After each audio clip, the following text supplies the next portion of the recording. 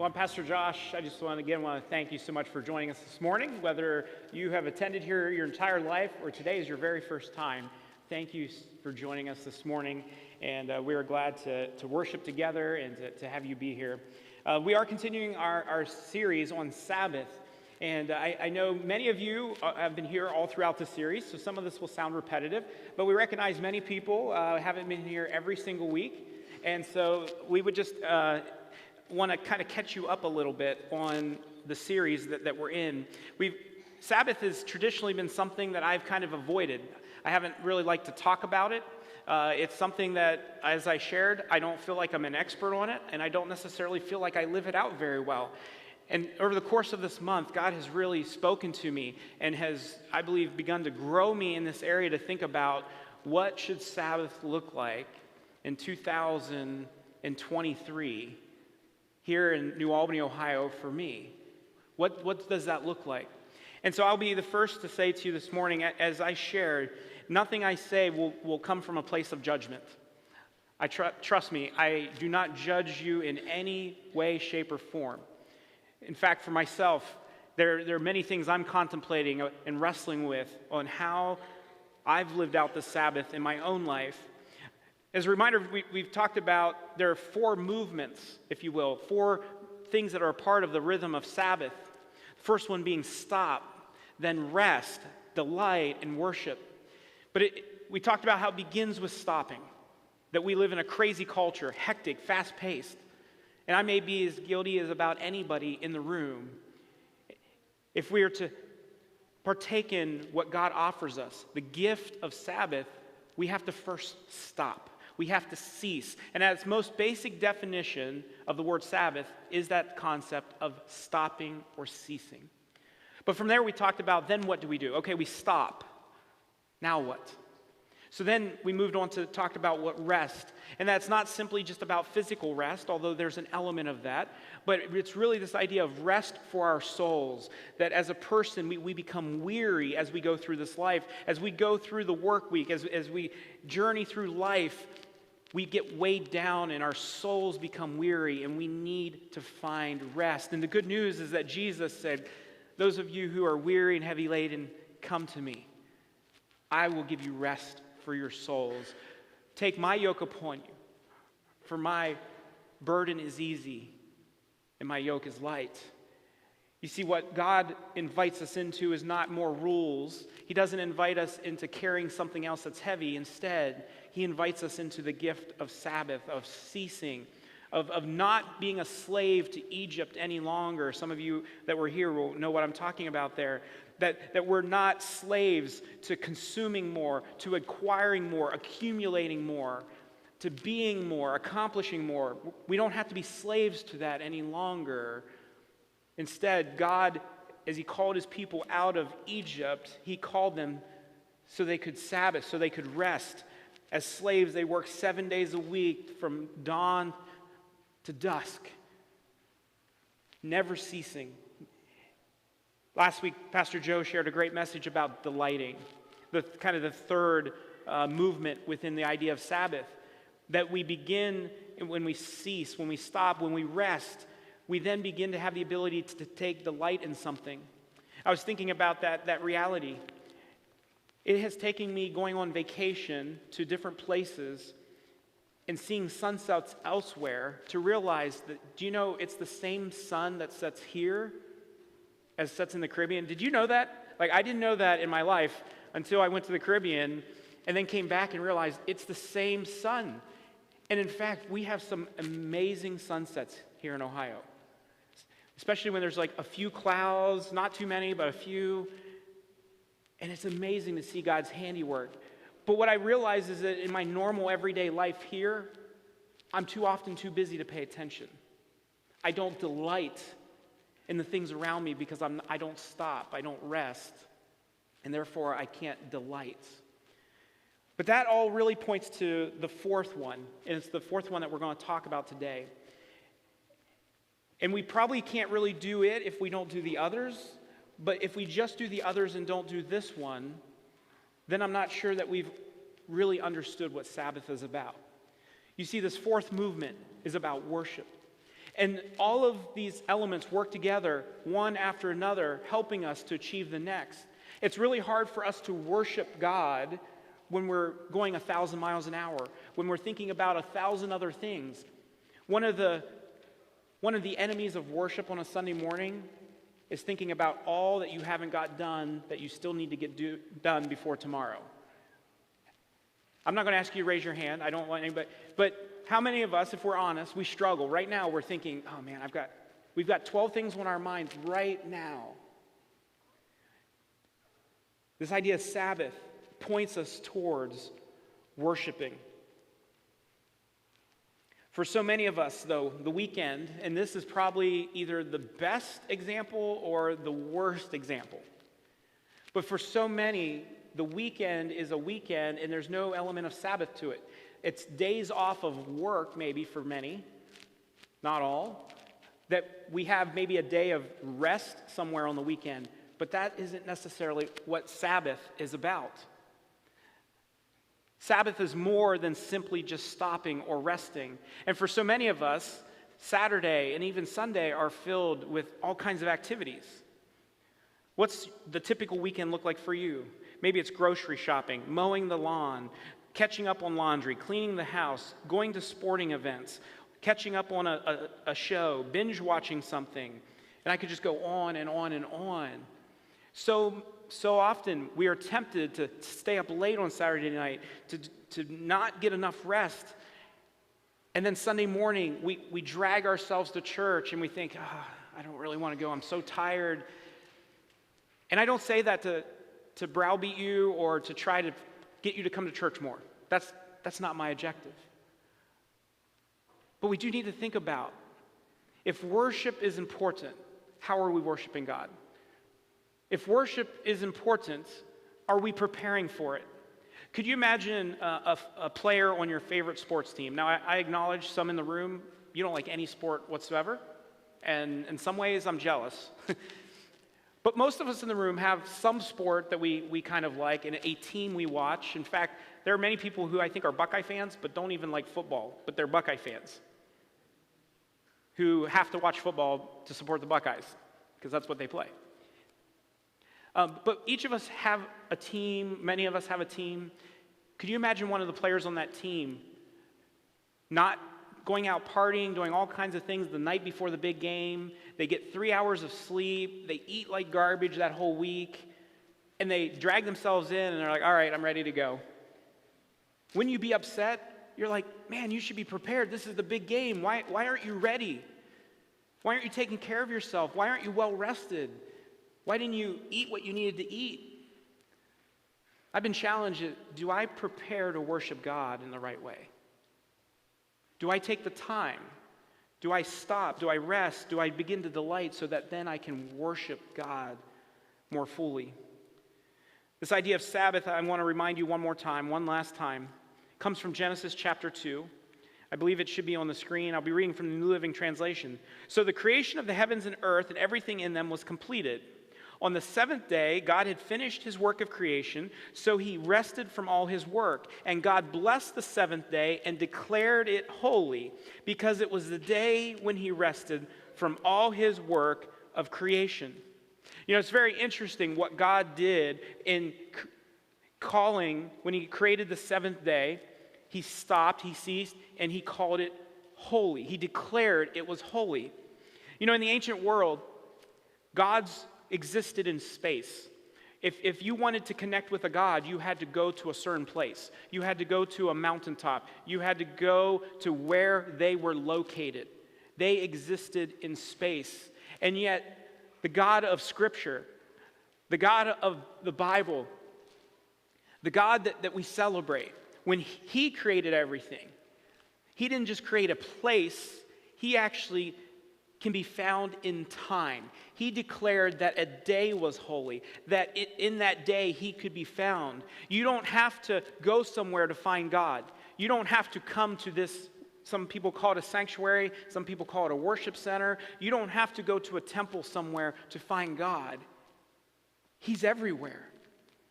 He can be found anywhere. He can be found at your home. He can be found in your car. He can be found on a mountain. He can be found in a valley. He can be found in this place. You see, God created all of those spaces, and he exists in all of them. But he did something that ancient people that worshiped other gods couldn't even think about or understand.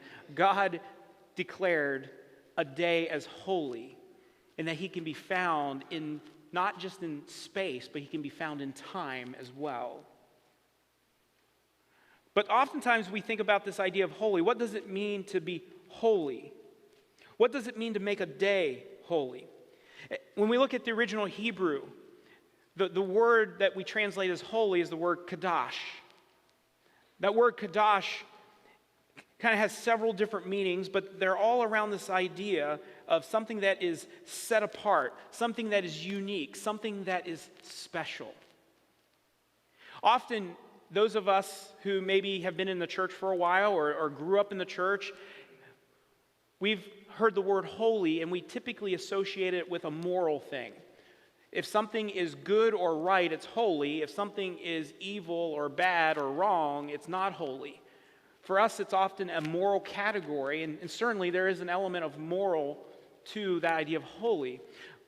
But really in the Scripture, what we see often, though, is that things that are not good or evil or bad or right or wrong, there's nothing moral about them. They are called holy.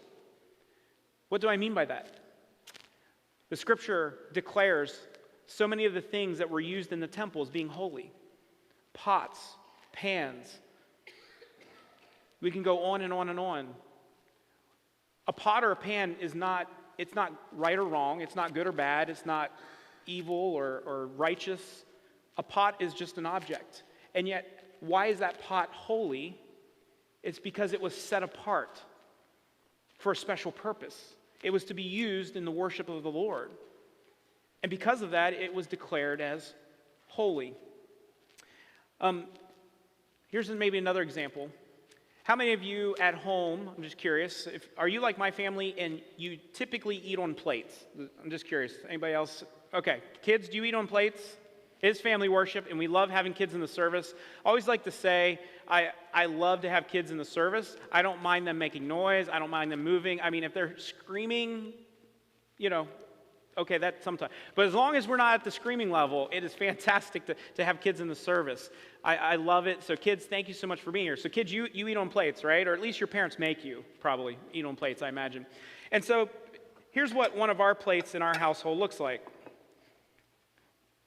There's really nothing special about it. It's kind of a glass blue. It's really marked up. We've had it for 20 years. A lot of use. 20 years, just, we cut things on, we do all kinds of things. I mean, it's marked up. It's just hearty. Use it every day. Throw it around. Throw it in the sink, dishwasher. This plate is definitely not holy. We use it for common things all the time. But also in our house, we have something that looks like this.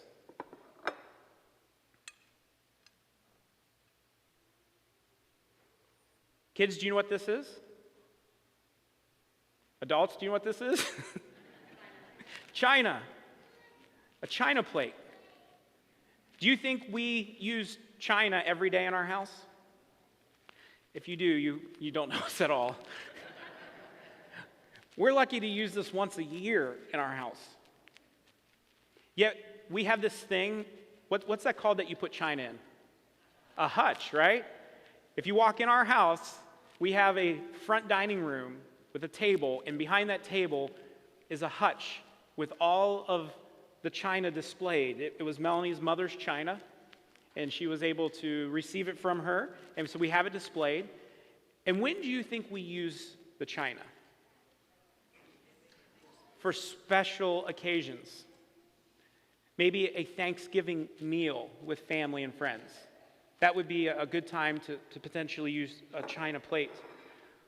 You see, we don't use china every day. It's set apart. It's special. The idea of Sabbath is that there's a day of the week that needs to be special, different. It doesn't look like the others.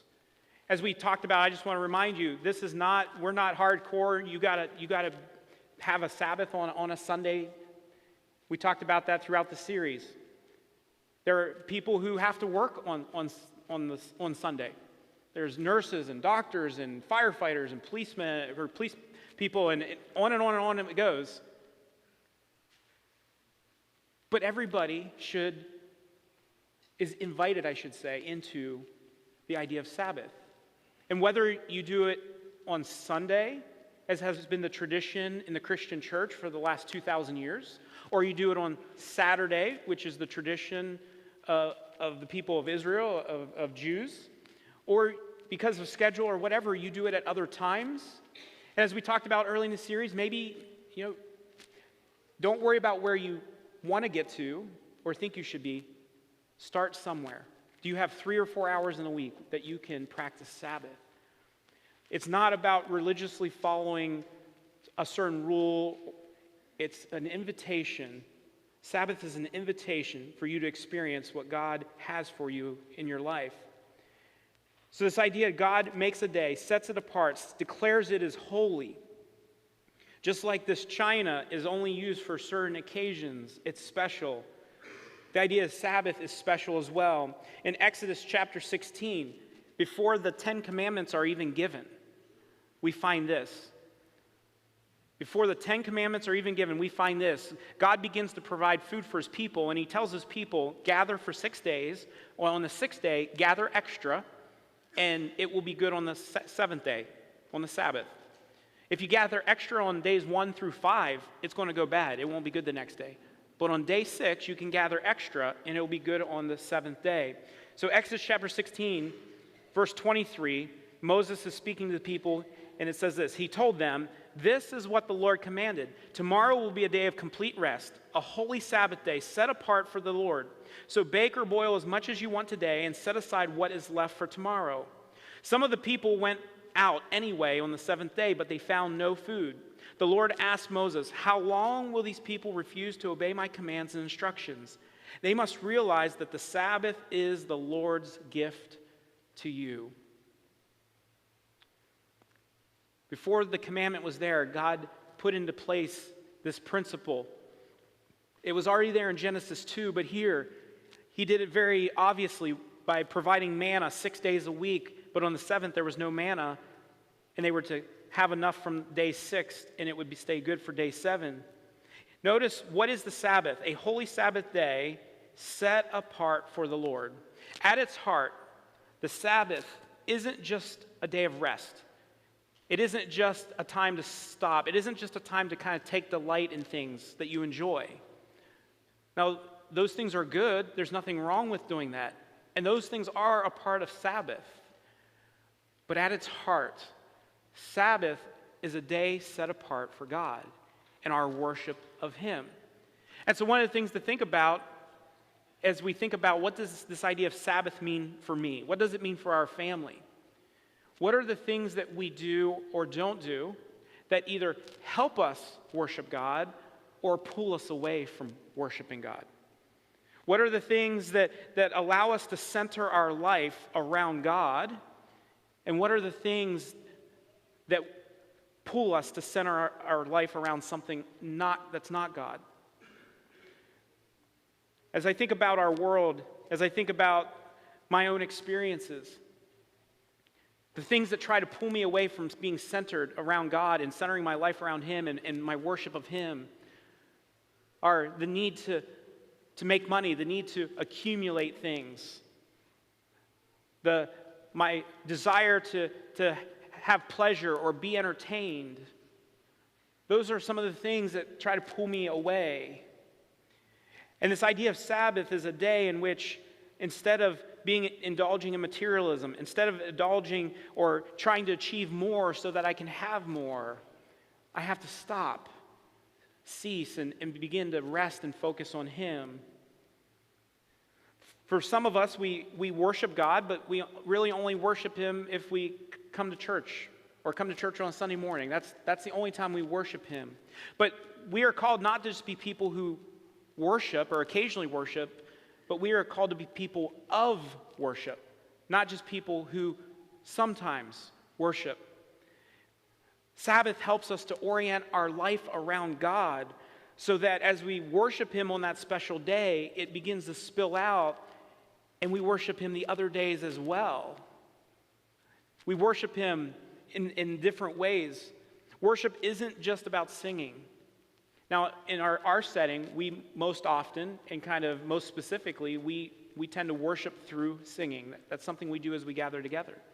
But anything that draws our attention towards him, anything that causes him become more centered in our life, anything that helps us to not be focused on ourselves and our desires and our achievements and all of those things, but instead point us towards God, those are acts of worship. Did you know helping somebody, that can be an act of worship? Because you're not thinking about self, you're thinking about someone else. You're showing someone else love. That can be an act of worship. Praying, you're putting your attention on him. That's an act of worship. Certainly singing songs like we do, it's an act of worship. Praising him, those, going up and writing on that board, or for some, I know some aren't even able to get up out of your chair very easily. Hopefully in your heart you say, God, I praise you for who you are, or I praise you that you created me. That's an act of worship. You see, it's really all about worship. We are called to worship him, and Sabbath gives us that opportunity. That's really hard. Some of you know, you get up in the morning, you got to get kids ready to get to school, you get them off to school, you go to work, and then by the time you get off work, they've got things going on, and before you turn around, it is like 9, 10 o'clock at night, and it just starts over really fast the next day. We need a time in which we can stop, cease, rest, begin to delight. And as we delight in him, worship is the natural response to delighting in him. But you see, what our world offers us is not delight, but pleasure. Our world says here, consume this and you will feel good. Do this and you will feel good. And we are a part of a culture that is drowning in entertainment and pleasure, but is so empty and dead. But you see, what God does is he invites us not to just pleasure, but he invites us to delight. I've never regretted sitting and watching a sunset and dwelling on how beautiful creation is. I've never walked away from that feeling empty and bad about my experience and thinking, man, I really wish I wouldn't have done that. That has never happened. But as I've sought to seek pleasure, and I've had those experiences in various ways, I've come away empty, sometimes hurting, sometimes ashamed, and all kinds of other things. God invites us not to just pleasure of the body, but to delight from our very souls in him. And when we do, we will begin to worship. The people of Israel, I referenced already, they were slaves in Egypt, and God called them out of Egypt. Do you know what Moses was told to tell Pharaoh the reason they were called out of Egypt? It wasn't so they could stop working. It wasn't so they could just rest. It wasn't so that they could just delight in the sights of the wilderness. In Exodus chapter 4, we find this in verse 21. And the Lord told Moses, when you arrive back in Egypt, go to Pharaoh and perform all the miracles I have empowered you to do, but I will harden his heart so he will refuse to let the people go. Then you will tell him, this is what the Lord says, Israel is my firstborn son. I command you, let my son go so he can worship me. See, it was all about worship. To get away from slavery. Why? So they could come and worship God. As we scroll through Exodus, we find Exodus 7. Pharaoh does not want to let the people go. And so God says, okay, a plague is going to come. And so this is what God tells Moses, Exodus chapter 7, verse 15. So go to Pharaoh in the morning as he goes down to the river. Stand on the bank of the Nile and meet him there. Be sure to take along the staff that turned into a snake. Then announce to him, the Lord, the God of the Hebrews, has sent me to tell you, let my people go notice this, so they can worship me in the wilderness. Not so they can go to the promised land, not so they can stop working. Why is Pharaoh to let them go? So they can worship God. Why are we to Sabbath? So that we can worship God. And that can look different for each one of us. I'm not here to tell you exactly what that has to look like. Historically, Sabbath starts at sundown and ends at sundown the next day. It doesn't start at midnight. But you see, it's not about the exact timing of it. It's about, are you stopping? Are you making the time to stop, to rest, to begin to delight in the things of God, and then to worship Him? Our worship team's going to come. I want to share a quote with you as we begin to wrap up our time together in the Word. A social critic named David Foster Wallace, in a famous commencement address, said this about worship. And this is really, I've thought about this a lot this week, and it has really just challenged me, spoken to me, and so I just encourage you to listen and try to catch some of what he said. He said, in the day-to-day trenches of adult life, there's actually no such thing as atheism. There's no such thing as not worshiping. Everybody worships. The only choice we get is what to worship. And the compelling reason for maybe choosing some sort of God or spiritual type thing to worship is that pretty much anything else you worship will eat you alive. If you worship money and things, notice this, if you worship money and things, if they are where you tap real meaning in life, then you will never have enough, never feel you have enough.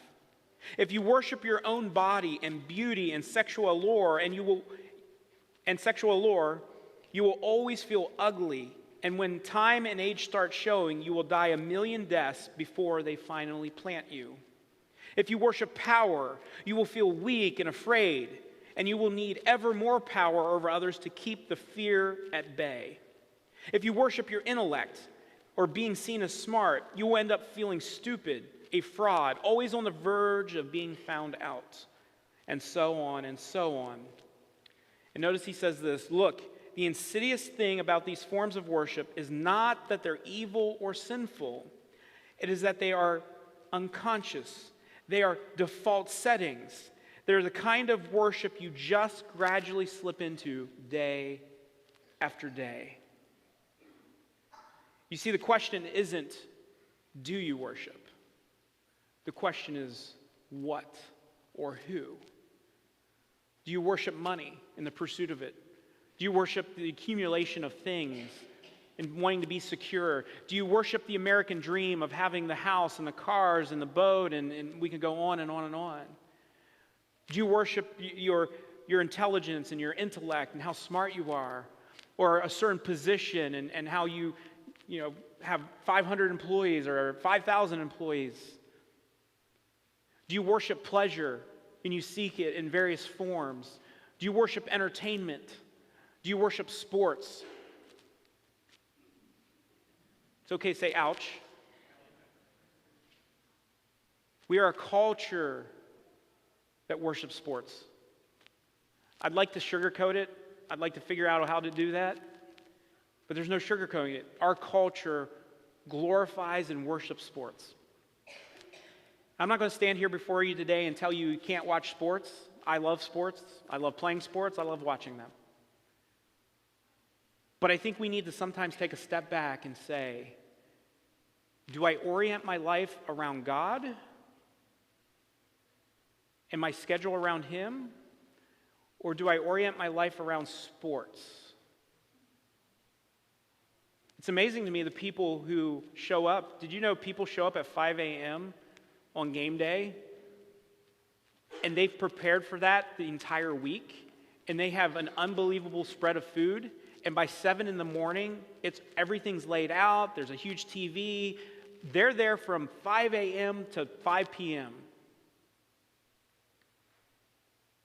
It's pretty cool to experience. I've walked through those lots and experienced some of that tailgating back in the day. But so many of them are followers of Christ who then say, Sunday morning, I don't have 2 hours. I'm just so busy. The question is, what are we orienting our life around? Are we orienting it around God and our worship of Him? Or are we orienting it around ourselves and all these false gods? I have to say, there was a level of conviction in my life as I thought about that question.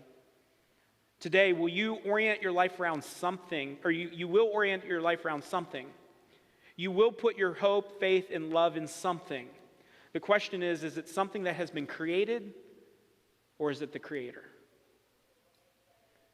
This morning, we're going to give you the opportunity to continue to worship through song. And so I'm going to invite you to stand this morning, and I just want to read this kind of a call to worship. Keeping in mind that song isn't the only way we worship, but it is one of the most invaluable ways that we can worship God. That's why there's an entire book of the Bible devoted to worshiping God, in essence, through song. Oh, come, let us sing to the Lord. Let us make a joyful noise to the rock of our salvation.